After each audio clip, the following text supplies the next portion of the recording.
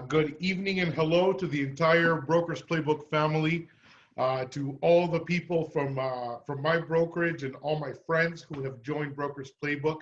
The last couple of weeks have been huge. We've grown from a couple hundred people, excuse me, to over 1,000, regarding from the different platforms, from LinkedIn to Facebook to Instagram. We're on Instagram now too. We were hoping to kind of bring it a little bit down, but here we are with a community that's growing, and we're getting tremendous feedback from what we have been doing so far. I want to welcome everybody. I want to welcome our entire audience, coast to coast, to Brokers Playbook. Here is my girl, Laura Martin. Laura, good evening. So happy to see you today. And I'm so happy to share with everyone all the goodies that we have going on for tonight.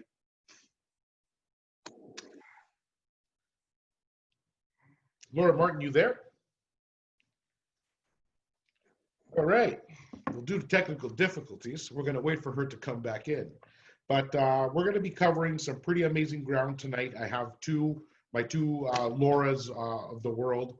Laura Martin, who is my co-host here on Brokers Playbook, and Laura Stewart, who is my VP of Sales and Marketing at our own firm that myself and my partner Jazz Takar run, which is REC Canada, Canada's biggest and highest sales volume team across the country. And Laura will be joining us tonight. Laura Stewart will be joining myself and Laura Martin to really discuss and dive into kind of what personal branding has done for her, what personal branding has done for our company as far as a brand and brand awareness. So I think every single one of you is going to get a tremendous amount of value tonight. If Laura Martin, it looks to be reconnecting right now, but Bobby, I know you're in the background. If you can please bring on Laura Stewart as well. And we're going to get started as soon as this technology allows us to really start moving forward, buddy. Laura Stewart. Hello, hello. Welcome to the show, girl. Welcome to Brokers Playbook. Thank you. Thanks for having me. This is very exciting. No doubt about it. And you know all too well, Laura Martin, are you back? Are you good? There she is. Laura's getting or Simos is getting a Laura sandwich today. Well, I'll let you guys say your hellos. I was able to do so in the last few minutes, and I let the audience know kind of the direction where we're going today with Laura Stewart sharing what the last couple of years have been for her in kind of recreating really a rebirth of the REC in the last 2.5, 3 years, and she was a huge part of that. I know Laura Martin, something that she holds near and dear her heart is she's looking for some massive change in the corporate community, in the way we think and the way we act, how she sees the workforce from a woman's perspective, as a Black woman's perspective, and just kind of like, I think this is going to be a powerful show, so I don't really want to talk about it. Laura Martin, why don't you say your hellos and kind of let's get smashing. Okay, after I lament internet connectivity issues and bedtimes. Okay, so that's fine. Here's Laura. Hi, fashionably late as usual. But I would love to dig into what we're going to do today, which is personal branding and social entrepreneurship, which are actually hand in hand. So the whole deal with this is radical authenticity. It's not okay to just market best rates, or I can get your house sold for 1% commission and undercutting and this and that, right? Like, people aren't working for you because of the company that you're with ultimately. And in fact, I did a little sneak around to CMOS and talked to Laura a little bit earlier today. And we just sort of— You're in cahoots. You're in cahoots. Yeah, quite honestly, Laura, before today, I considered myself the only important Laura in Simos's life, but now having spoken to you, I can pass the torch. It's okay. Oh, I can have one. That's great. I don't know. That was too easy of a sale. But, something's wrong with him. Maybe I don't want him. I'm gonna need to check that, warranty. You can have them.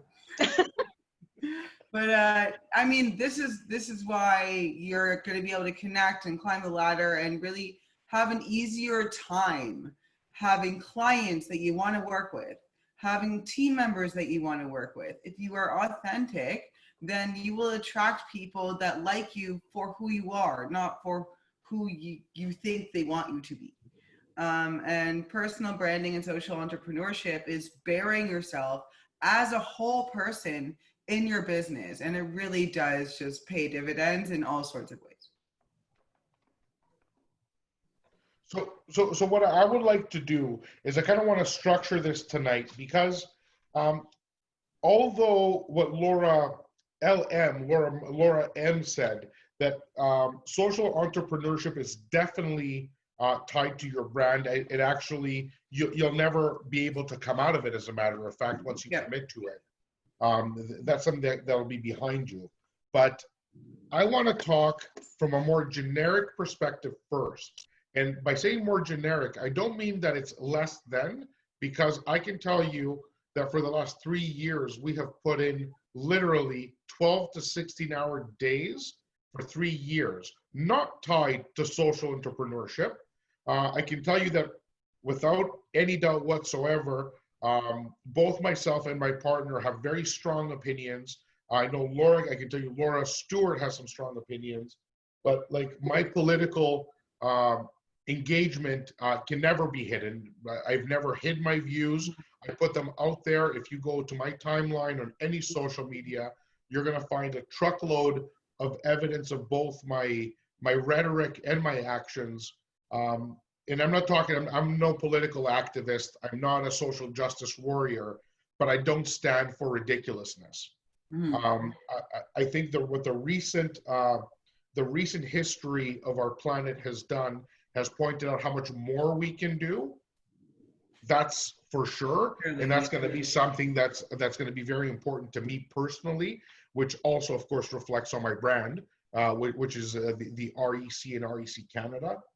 And my partner and all the people that I work with are always going to be affected by the decisions that the people in the front make. So we always have to be careful on what routes we go down. But going back to Laura Stewart, and what I want her to go on this second is kind of like get started, like to build a personal brand.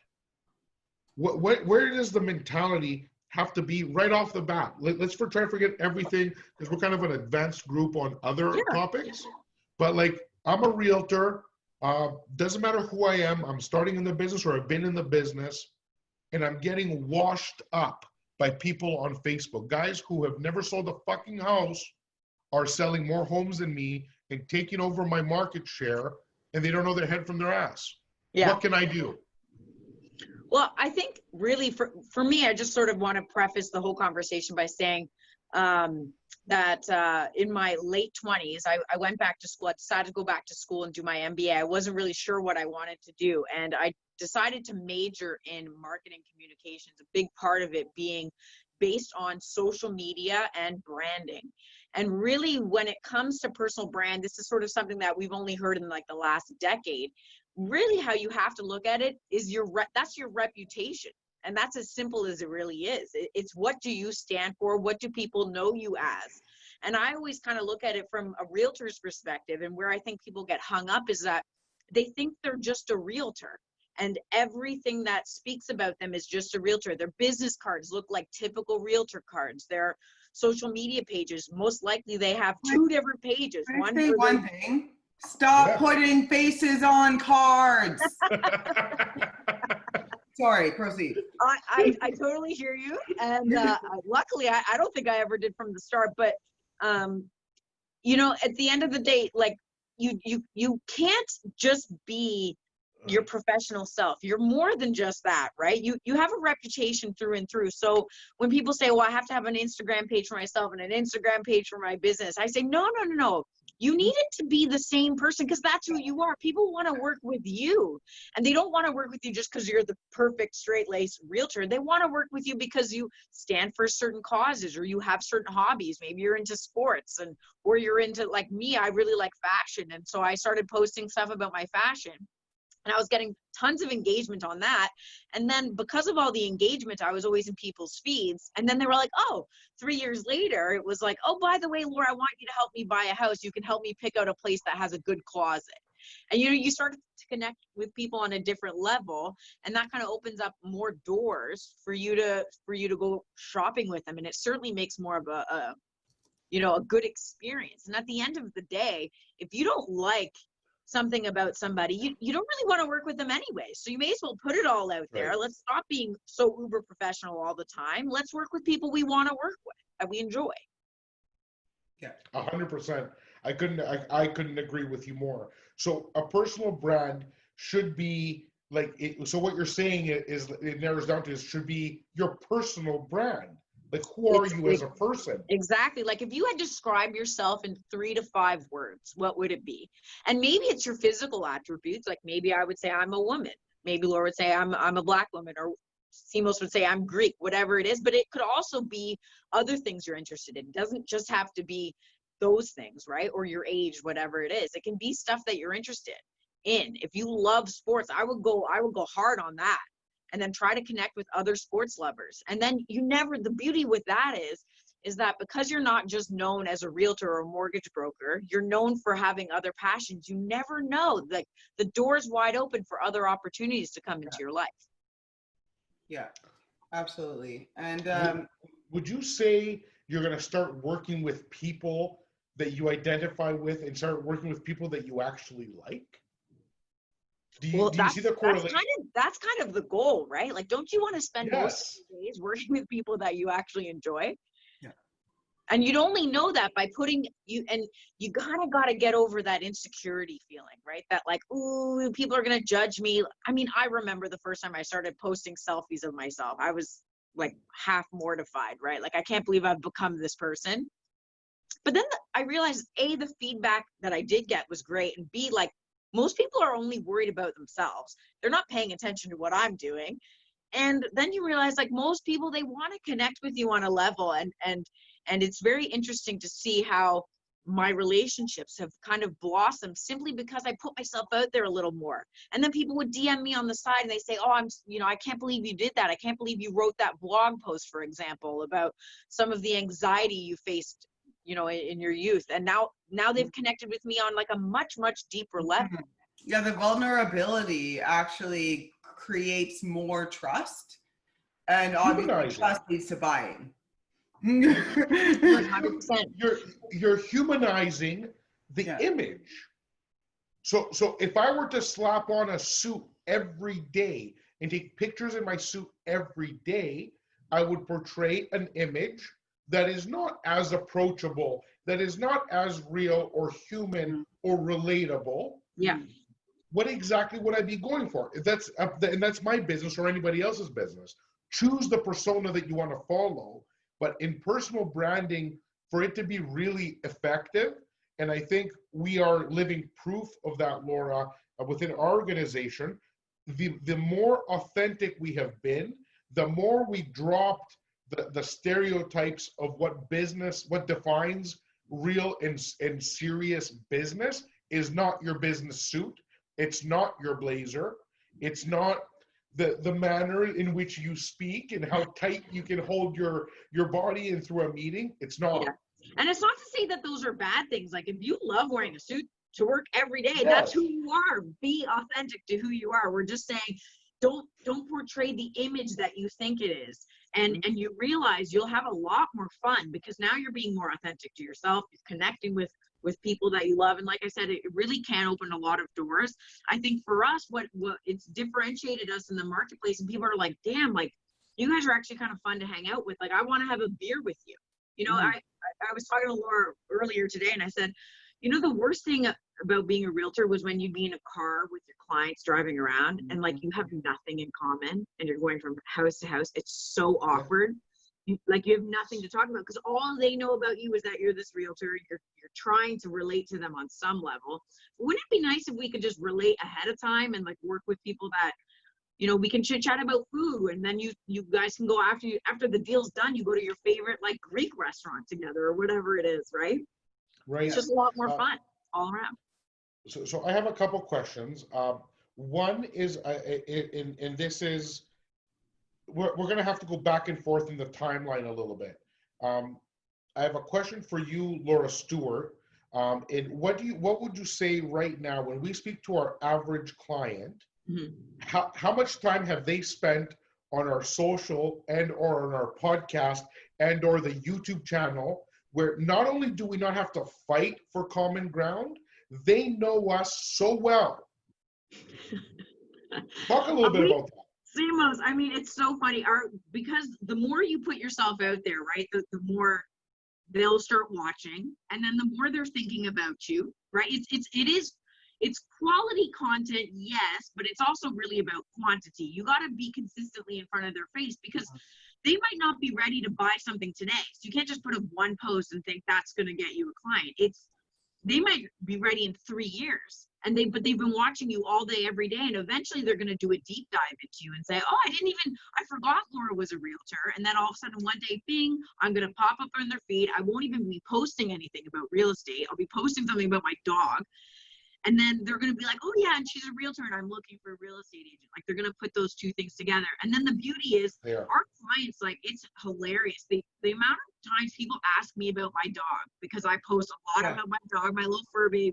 He has his own Instagram account. Our clients follow my dog on his own Instagram account. I'm getting asked all the time, right? And it makes it stops feeling like you're selling. It just feels like you're building rapport, you're building a relationship, and you become advisors because the trust is so deep. And you only do that like or you were saying earlier by being vulnerable and putting yourself out there. But it's been a game changer for us. And there's no judgment here. I don't give truly two shits what anybody does. The whole point of Broker's Playbook, in my opinion, and this is a very strong opinion, is we're going to point out things that have worked for us, things that have worked for others. Because my next question is for Laura Martin. Laura Martin, when we first met, you explained to me a little bit about who you are, how you think, and how you operate. And I really want you to share a little bit about how you got to 35,000 people following you on the LinkedIn Professional Network, what it took, what you had to do to get those numbers up in the beginning, and the tenacity that it took for you to do that. Because what I will say is, and I was talking to Bobby earlier. Bobby's our executive producer. He's also my director of operations for team and for business development. He's in the background of this thing. He will be coming on in a few because I want him to really speak to social entrepreneurship after. But you cannot expect, like this is, we want to call Broker's Playbook. You want a sports reference? I was talking about him earlier, and I was talking to him, and I said, if Michael Jackson didn't practice every day, if Kyle Lowry didn't practice every day, do you think he would get game time? Do you think he would get minutes? And the answer is no. It's a rhetorical question. If you don't smash, if you don't put in the work every effing day, day in, day out, I don't care what it is you're working on, more sales, more branding, more awareness, whatever it is you're chasing, because Broker's Playbook isn't exclusive sell real estate. If you're a mortgage broker, if you're a real estate professional, if you're an administrator, I don't give a shit what role you play in the deal, you need more of it. So Laura Martin, give us that little, that picture of what you had to do to get where you are right now. Okay. I joined LinkedIn in 2009. I think I had already been a broker for 2 or 3 years at that time. And I believe that's actually when it happened, like when it was created. You're old, so I was sitting at around 2,000 or 3,000 connections for a long time.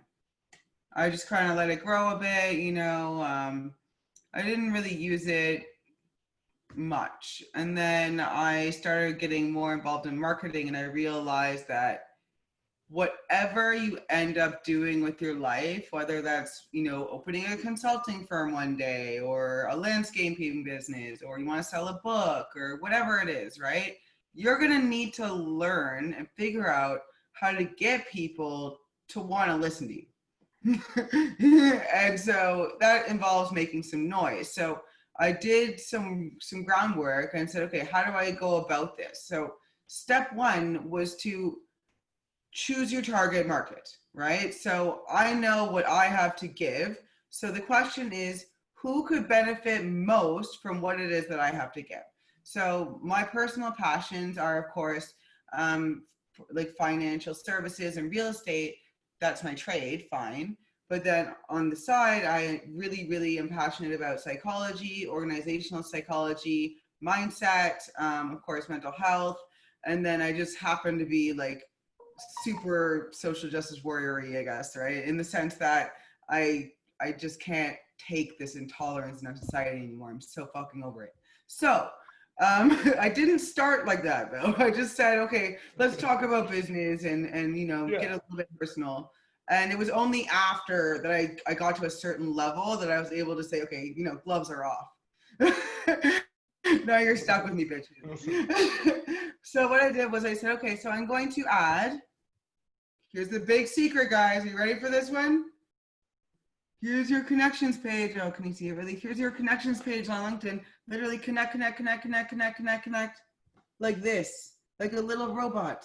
You that little bird with the beak on Homer's computer with the Y? That, okay? So I was doing that at a stoplight on the subway before whatever dinner, like literally filling all of my dead time with this like ridiculous fixation on just building my audience. But so when you start to target it, like initially I had to like go and put in the search queries and then add people, but then at some point, there's a mutual connection juggernaut where there's going to be automatic relevance.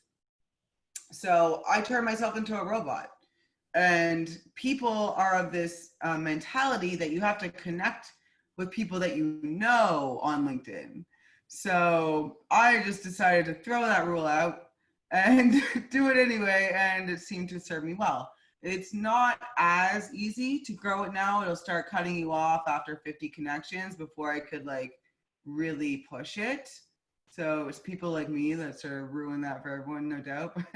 But, and then there's finesse too, right? So then you go about building it. And so now you're not speaking into a void, right? And I think that the number one issue people are making right now is that they're posting consistent content and they are not preoccupied with building their audience. And they are not reaching a threshold above 5, 10, 15 likes. Okay, that's literally a numbers game. More people following you, more people liking and commenting. Get with it. So it's a decision. You have to decide that it's important enough to you. You have to decide that your message is worth hearing to the people out there. And you have to decide one in there. Sorry, I just wanted to add on to that, which I think is important, is that a lot of the messaging out there right now is that everything should be video. You got to record yourself. And I think I was watching you guys last week, and Laura, I think maybe you had mentioned this, like pass the mic. You were talking about women, like we need to get a voice out there. And Sorry, Laura. Can you try to fix your audio? It's coming in really weak. Like we can hear you, just not well. Oh, is that better? A little bit. A little bit? We'll give this a try. Let me know. I think right now, so I'm the executive producer for a podcast here. And when we go out and try and get, people to come on the podcast, guests, it's very difficult to get female guests. You'd be surprised. They're concerned about how they're going to look, how they're going to sound, if they have something to say. And what I always find so ironic is getting guys is like, no problem. They're like, sure, when you want to shoot now, let's do it. Where a lot of the female guests, they need time and warm up. And I gotta say, if that's where your concern is, that's fine. Don't feel like you have to go on video or you have to be on podcasts. I mean, you can write. People read on LinkedIn, people read on Medium. There's like tons of blog websites. And if that's how you just want to start, to get your story out there, that can be very impactful too. Just start with something small that you're comfortable with. Start speaking, and then you're going to get some engagement, and then you're going to realize that, okay, you know what, video is probably not that scary either. It's kind of the natural progression, right? So just take baby steps, but just do it. You got to do something, and you got to say something. Okay, and to that end, it's really important that you brought up video. So like my first few videos were garbage too, guys. No ones are awesome. Just no production value, no mic. You know, my head's probably cut off or something. Like, but I still have our first REC videos when remember I took on video for REC for the vlogcast. Oh yeah. My God, are they awesome? They're gonna be here till the end of time. Yeah, now they're funny, right? There are things that you can go back, but it's just like Laura, you were saying before, or maybe it was Simo, like you gotta practice. Like people didn't just become stars in their craft. They practice. Getting over the self-consciousness, but another really, really important aspect of video is way more views. Way more views. Like I wrote an open letter to CMP a couple weeks ago, which got 561 views, which is kick-ass for an article, but my top video got 125,000 views on the same platform. So what I will often do is accompany a video with an article, because hit them at all angles, right? You want to go and sort of get the Coles Notes, it's there. And also LinkedIn keeps an archive of your articles. So it's kind of like a blog on LinkedIn, so people can go and like dig into that. Versus if you post a video, that gets buried on your timeline. It doesn't hang out. So just for me to understand, I think Laura Martin, I think you're giving the best practices. I think Laura Stewart, you're saying if you're sitting on your butt, do what you're comfortable with and just get going. Well, I think the problem is because to some people the video can be it's so different. Like if you're not used to speaking or saying anything of anything, and you're scared of being on video, then I would say just take that baby step. Like, but you have to do something, and then naturally progress. And like, yeah, like the goal should be video. Really, the goal should be doing all of the above. Do audio, video, and the written word, because people like to consume things differently at different times. If people are driving, they want to listen to a podcast. People are on the toilet, they want to read something. Like, you know what I mean? So you kind of want to provide it in every single form you can, but regardless, just get started, whatever you're most comfortable with. This question's for both of you. What do you say to the broker who says, if I'm spending all my time writing, podcasting, vlogcasting, mocasting, socasting, what have you, when are you doing your business? And how committed are you to client services? Where do I create this time to do all these things? How do we regulate? Go ahead. 6 a.m. to 8 a.m. That's a great point. Something's That's your answer. 6 a.m. to 8 a.m. That's my damn answer. Yeah. So I'm a morning person too. I get up at 5:30 every morning, and I grab a coffee and I write my blog for an hour every single morning, because no one's interrupting me at that time. That works for me. It's nice, empty, just get it out. And again, like and then I'm fresh do it all day. I've tried it the other way, guys. I've tried it the other way, and you just procrastinate on it, and it's a whole thing, and something else is more important, and a client call goes too long, and it's over. All right? Creative pursuits, when you're in sales, are not going to be a natural thing in the middle of the day. You have to commit to it. And like work gets in the way in the middle of the day. You get an urgent call. Everything becomes more urgent than your stupid little post. At the time, that's what you're literally going to think in your head. It's not a stupid little post. You need to give it the respect it deserves. You got to schedule it in your calendar like any other meeting or phone call.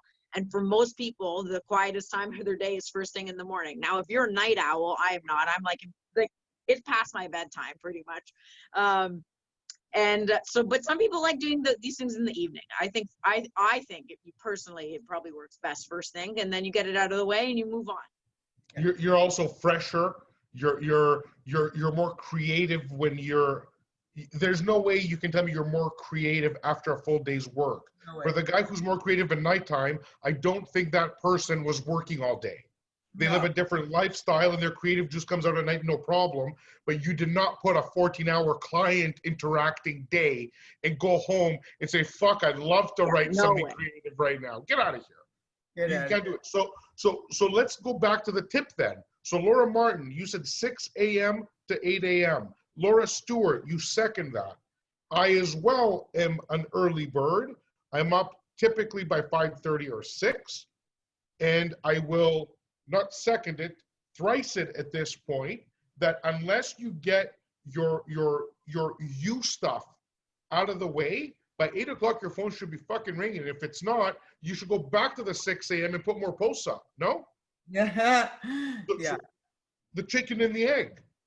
Yeah, So I think what people don't realize is that by building the brand, by building that reputation, that awareness, is you start to get business a little bit easier.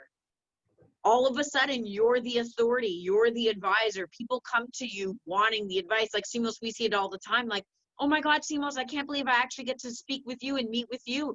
I just watched you on the podcast, or I just watched you on Broker's Playbook or whatever. Like all of a sudden, you're like kind of bigger than you are in a way, which is great. And then that means your phone's ringing. You don't have to make as many outbound calls either. So putting that time in the morning is really committed. And you're not fighting your case. You're not always fighting to establish yourself as an authority.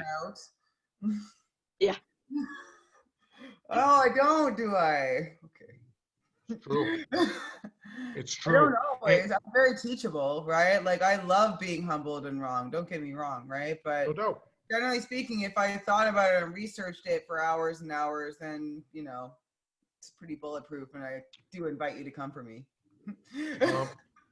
Laura Stewart, give us some more juice from the last 2 years give me some tips for someone looking to get started. Oh, sorry. Go ahead, Martin. I wanted to hear your personal story of how building your personal brand resulted in an actual deal.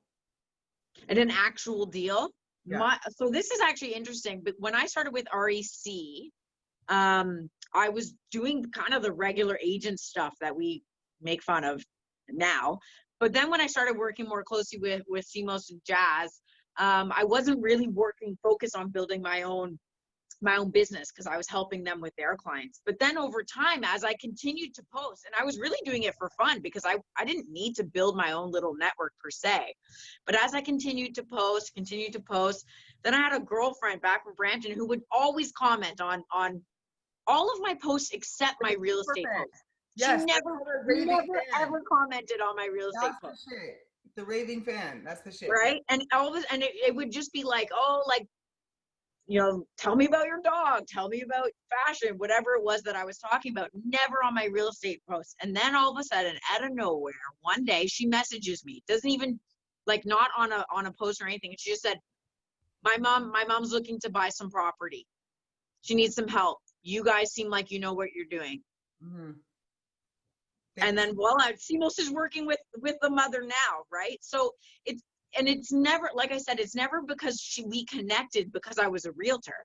She connected with me. I hadn't spoken to her in 15 years. But she connected with me on the other things that we had in common. She always says, oh, I love your closet. Give me some tips or whatever it was. We would chit chat about that. I never was like, oh, and by the way, I'm a realtor. If you ever need anybody, call me. I never once said that to her. Once. She figured it out for herself. And then she was like, I want to work with you. Yeah. Voila.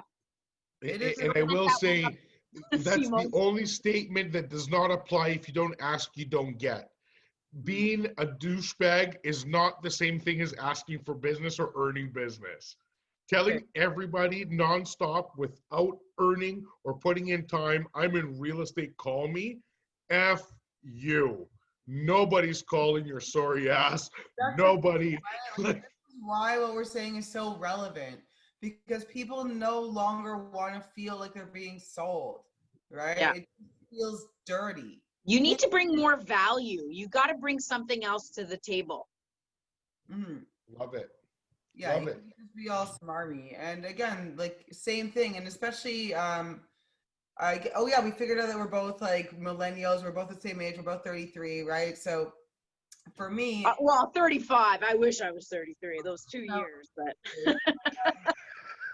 Close enough. So the thing is, when you're 20 and a real estate agent or a mortgage agent, for me, I was a mortgage agent, none of my friends even understood what I was doing. Like, this has been the longest, most painful waiting game for my cohort to figure out, that thing, a mortgage thing, you do that, right? Yes.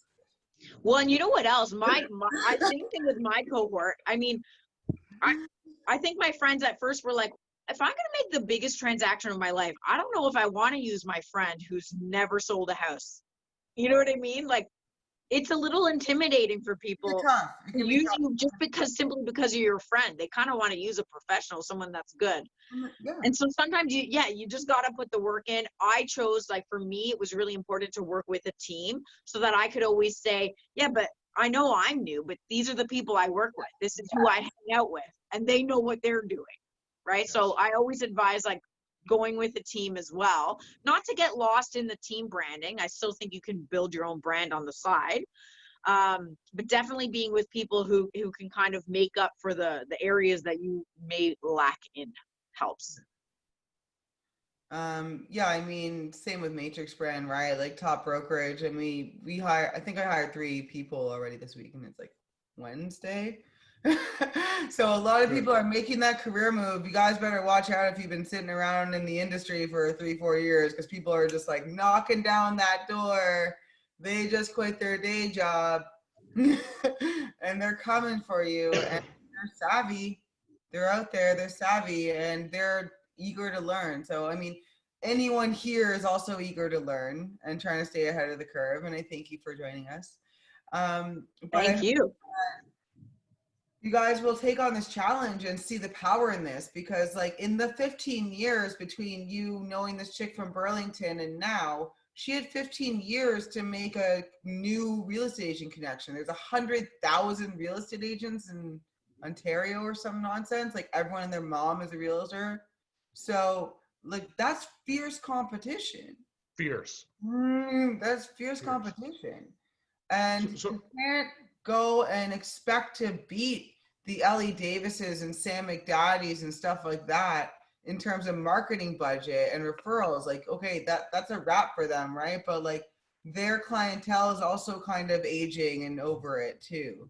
So we have an opportunity right now with the emerging marketplace, and we need to adapt to the medium in which they're used to dealing with people. And guess what? They're highly socially conscious.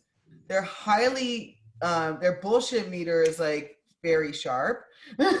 And they want to just be with real people to help them through their stuff, right? Otherwise they would just go to a bank. So just educate them, educate, be yourself. And absolutely, if you feel strongly about something, if it's emotionally charged, if it's extremely embarrassing, then that's the thing you should write.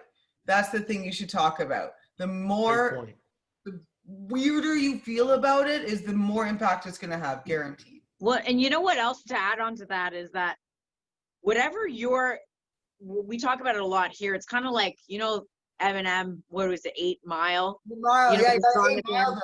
Yes. If you put all your flaws out on the table and you tell the world, like, this is what I suck at, this is where I struggle, these are the demons that I have, it's kind of like, now what? Like, now what are you going to say about it? It's all there. There's no skeletons in my closet anymore. And there's such a sense of freedom that comes with it. And we try to do that here at REC too. We don't always put our best foot forward. We show a lot of our mistakes. When we record podcasts, we never stop and start again. Like, the mistakes are there. We keep them. We laugh at them. But you got to laugh at yourself. Sometimes it can get too serious. All this can get a little too serious. Like, at the end of the day, we're not saving lives here. We're selling some houses, and let's have a good time doing it. And then, yeah, stand for something, like, and preach it loudly. And then, you know, have a drink at the end of the night. Laura Stewart, I know it's almost your bedtime, but I don't want you to go. Do you want to stay for 20 more minutes? Yeah, sure. Keep me on. Okay. Bobby Puim, I would like you to take front stage today too. Let's let's balance the scales here. I need some more testosterone on this stage. I'm getting a little We're losing shaky. ground, Laura. God damn it. Bobby Okay. Puim. I would lose ground to those two any day of the week. They run circles around me intellectually. It's insane. Anytime. That's on record now. So I'm going On to record. keep recording that. I say it every Play day. back. You know it is. Yeah. Just So so everyone else knows, right? These are the other two Lauras in my life. I have a Laura at home too. I got a lot of Lauras in my life. Oh, we're still up. We're still up. Can you bring Laura in, Bobby? She's out. We're gonna camping trip. She's out. So All right. I want to catch something that Laura Stewart said, and I want to hinge on it for a second, because the next topic on Broker's Playbook tonight is social entrepreneurship, and how and Laura Martin said earlier, or Laura, sorry, one of the Lauras earlier said that social entrepreneurship really ties deep into personal branding if you want it to, and if that's a choice that you want to make, and if that's right for you. I, in turn, said that I wouldn't call myself a social entrepreneur at all, but I would say that I take positions and I do make my views known. And I've gained a lot of great friends as a result of it, and my soul feels better for it, and every day is a great day. Now, going back to what I wanted to hinge on, Laura Stewart, you said at the end of the day, we're not saving lives. We're selling some homes, and we don't need to take ourselves that seriously at all times. And I agree. Going on to this next topic, though, we can really now change the tone if we so choose. So for those of us who are not starting in the industry, for those of us that have 35,000, I'm pointing to Laura Martin. I don't know where you are on this screen and how this ends up. 35,000 people as an audience on LinkedIn, thousands on Instagram, Elto, REC, 3,000 we just got hit on YouTube. It comes a point where you have a responsibility as a citizen of this country, of this city, of this earth. When you start, your hard work has paid off, you've established an audience, the audience is there, and I think at some point it becomes crucial and it becomes your duty to do more than what you've done before, to keep pushing, not just the envelope from a business perspective, which we do every day. Like we strategize when we're sleeping, when we're awake, we always talk business. That's what leaders do. People who are obsessed and have passion in business, it never turns off. I can speak to that. My wife thinks I'm sick. Most of the world thinks I'm sick, but I'm amongst people who share the same passions. So like we cheers and we keep talking about business. So with that being said, and where I'm going with social entrepreneurship, and I really want to bring Bobby out for this is because he's been involved in social entrepreneurship and in fundraising. He has some really cool experience with it. The time right now is really ripe to discuss specific issues. Some may be uncomfortable with it, some may not. I truly don't give a shit. You can't make me uncomfortable. I've made mistakes. When I was 20 years old, my wife, she will tell you in 1 second, like I was so different than where I am today. And I couldn't be more proud in changing my values, the way I act, the things that intimidated me and the things that didn't, the things I would say in public. Yeah. I'm not ashamed of everything that I've done. I wish I was I wish I was the person I am today 20 years ago, because I would have helped more people. But if I didn't make those mistakes, I would have never become the person I am today. And it's not an act. Like, I don't need to act for no one. If I didn't want to participate, I wouldn't. So like, I'm that kind of I'm an unapologetic guy when it comes to almost everything in my life. Like, I am who I am, and everybody that I share the screen with right now has a pretty strong personality. Like, there's nobody here that's a pushover. So social entrepreneurship. Laura Martin, why don't you hit us with a quick one, man? Okay. Being anti-racist is not political. I'll say it every day. Being anti-sexist is not political. You should just talk about these things. They're not political. What are you afraid of? White supremacists not being your friend anymore? For real. So what I want to say is, if the NFL can go around and say we were wrong, if NASCAR can go around and say, okay, maybe the Confederate flag can chill. If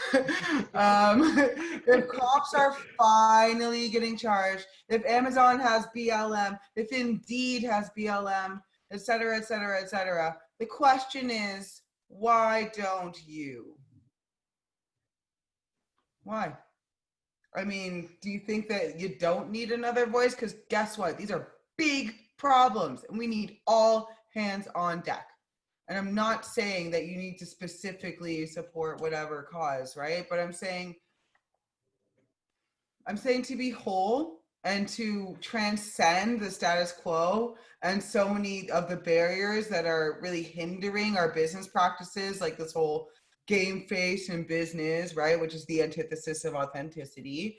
And that whole male bravado thing, which is the antithesis of vulnerability and empathy, right? And these things are needed in our business. You need empathy and compassion and to like really get on the level with your clients and do the right thing. And so when you don't have all these things, what you have is capitalism on steroids. And we've seen what that does, right? It just decimates society. You get, lobbyists going in and putting on all these awful, laws that systemically oppress people and keep poor people down. And then you have Bezos running around with $10 kajillion, right? It's just like madness. So aside from trying to tip the scales, it makes you feel good to do good. There's actually a very simple happiness formula.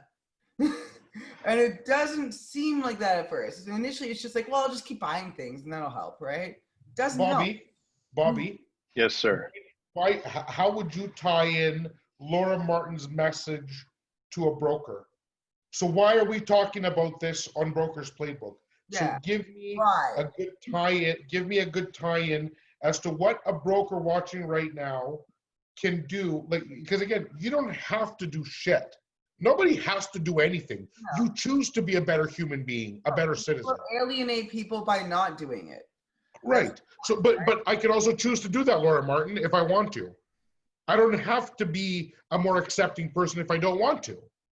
No. So when I make a choice to be a better human being because it makes my soul happier, what I'm asking Bobby is, how does this tie in to somebody that is building their business and wants to live and do business in a better world, for example? What would you say the tie-in to your business, your personal branding is by helping a fellow human being? How does that play into your business?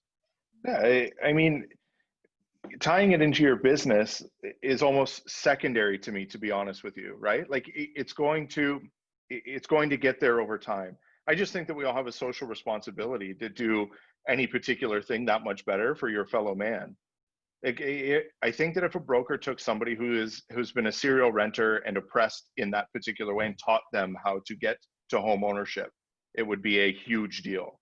I think that if they opened up their books to more Indigenous people and stopped just closing their eyes to whatever particular problem it is, and help these people get into home ownership, if that's what the goal is, right? You can do it. Just be more socially responsible. Stop closing your eyes to the entire thing.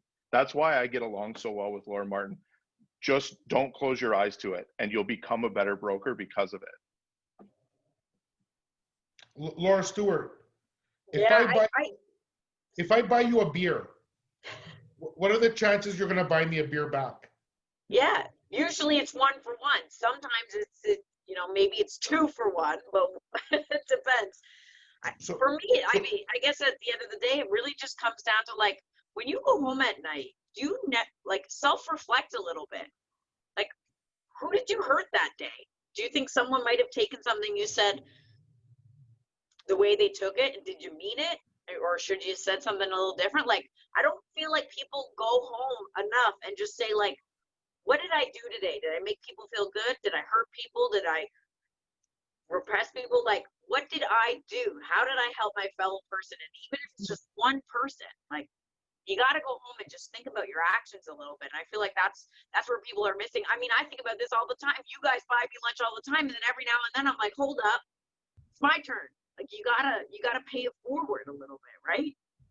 I will say that just rang a bell with me, because that's probably my biggest thing. So I've never struggled with racism or sexism. I just never have. My mother was a very powerful woman. May she rest in peace. My wife's a fucking monster.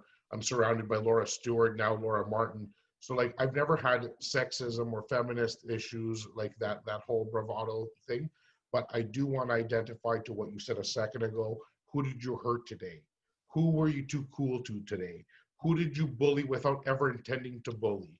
What did you witness that you chose not to see today? Not to see. What did you close your eyes to today? Yeah. Yes. So that's where I will say. So where I will say for my self-criticism, I've never struggled with racism, sexism, the things that hurt people the most. But I know as a fact, the things that I turn a blind eye to, the people that I allowed to get bullied by others, the people that I said a general statement where it would have hurt them for sure, going back and thinking, because that would have hurt me, all those things. Those are the things that when I talk about my past, that's precisely what I'm referring to, because that rang right through me when you said it. And that's truly what yourself have contributed to. My wife, who's a child protection worker for the government, has instilled in me in the last 13 years together, is shut your fucking mouth sometimes. Really. Like, because not everybody has your strength or your courage, or came from a background where they were taught right and wrong the way you have.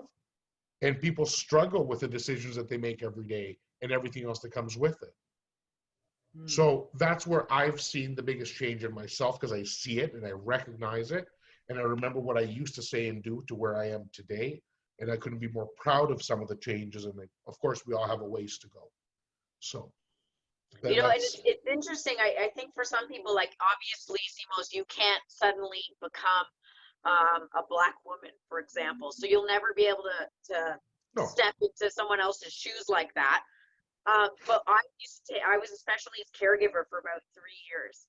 So even just surrounding yourself with people who are not as fortunate as you, and going out public and seeing the ridicule, like being with her as her caregiver, feeling the ridicule that she was getting, the stares, the looks. Suddenly that just opened my eyes to what this person would struggle with every single day, right? And so I understand we can't always be in someone's shoes. You can't understand everyone's backgrounds and what they've dealt with. And a lot of people don't carry that on the surface. Sometimes you can't even see those things. But, you know, try to just put yourself out there in a situation that might just kind of shed a little light on how good you do have it. And then certainly be grateful for that. And not just grateful, like, then speak up, like, pay that forward for sure. Yeah.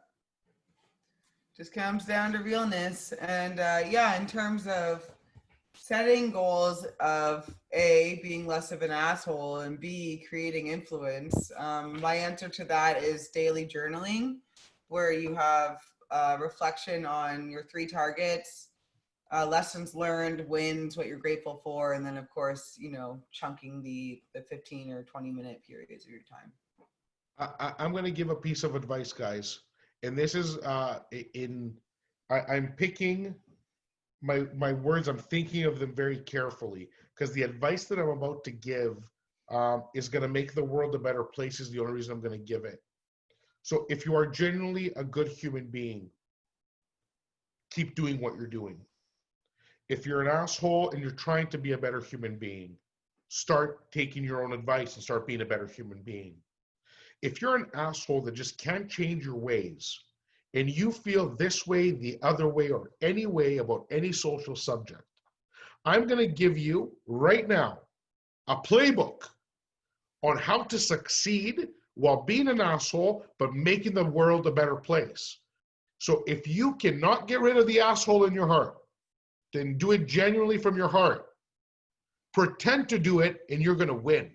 So I'm going to talk about if you want social entrepreneurship and personal branding to work for you, but you're really not a nice guy.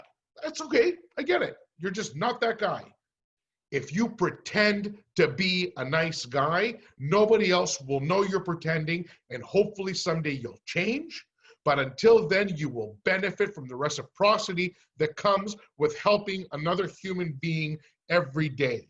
So my answer to my own question of how do you tie personal branding, taking a social stand for the good, and why that works for business is, what is Danielle Sika, be humble and share the love every day. Yes, do that. But if you're unable to do that because you just got a little too much hate in your heart, just fucking pretend. Instead of writing a hateful message, send a heart. Instead of saying I'm angry, put up a smiley face and a like. That's all you got to do. Yeah. Make someone's day better, bro. And it's going to come back tenfold. With that said, I screw up on social media too sometimes, right? Like sometimes I get my pitchfork out and I might be a little too quick to comment. Especially Yeah, you when comment a lot. Yeah. Comment a lot. if you open the floodgates to, let's say, your Facebook, which I only recently did, and I know we have to wrap up in 4 minutes, but if you open the floodgates to, for instance, your Facebook, which of course was just personal until I said, okay, like, let's do this. So then, okay, floodgates, now there's 1,500 people I do not know yet. And they're in my industry. Okay. Some of them are pretty conservative. And I sometimes take the bait. And it's too much for my little heart. Like, I don't know if you're really gonna do a lot of swaying like that when you kind of come at people directly. So if you're going to do that, I recommend just like making a point. Like, for instance, there was one that was like, oh, Trudeau, you a-hole, like, how dare you give out this money to those, scammers or whatever, right? And it's like, okay. And I'm just like, oh, God, right? Like, are you saying anything about, like, the Waltons or anything like that? No, okay. So, but instead of being like, I just said, people would literally starve without that, right? Just leave it, because I couldn't quite shut up.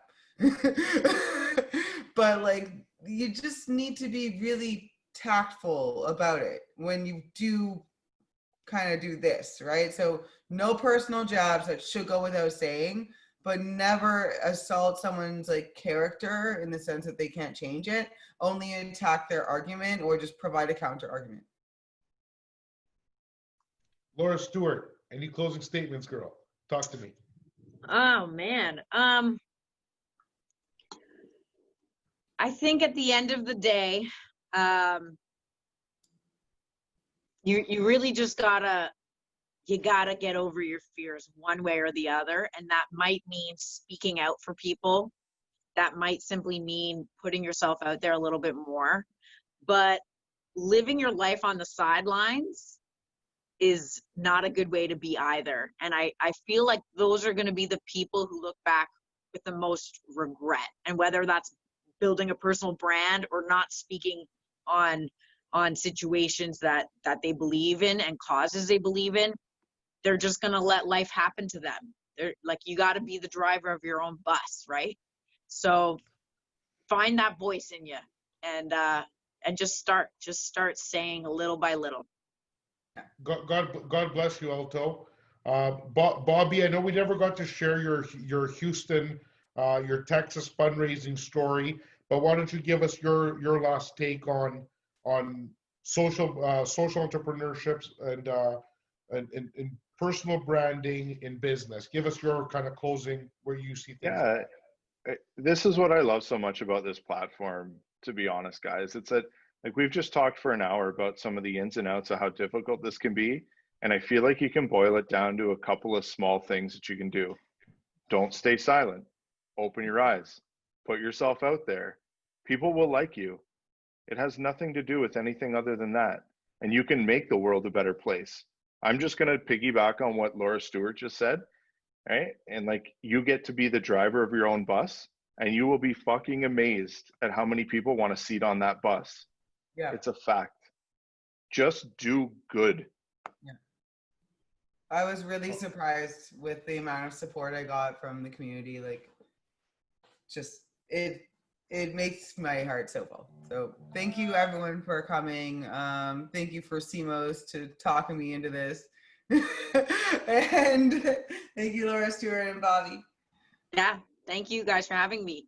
Thanks for having me as well, guys. I want to wish our entire audience, all our friends, all our family, all our brokers, our city, our country, our world. We are going through crazy times. It's a good times. It's a great chance to build our businesses the right way. It's a great time to make positive change in both the way we live our lives and in the way we make our livelihood. I'm amongst great friends on this screen.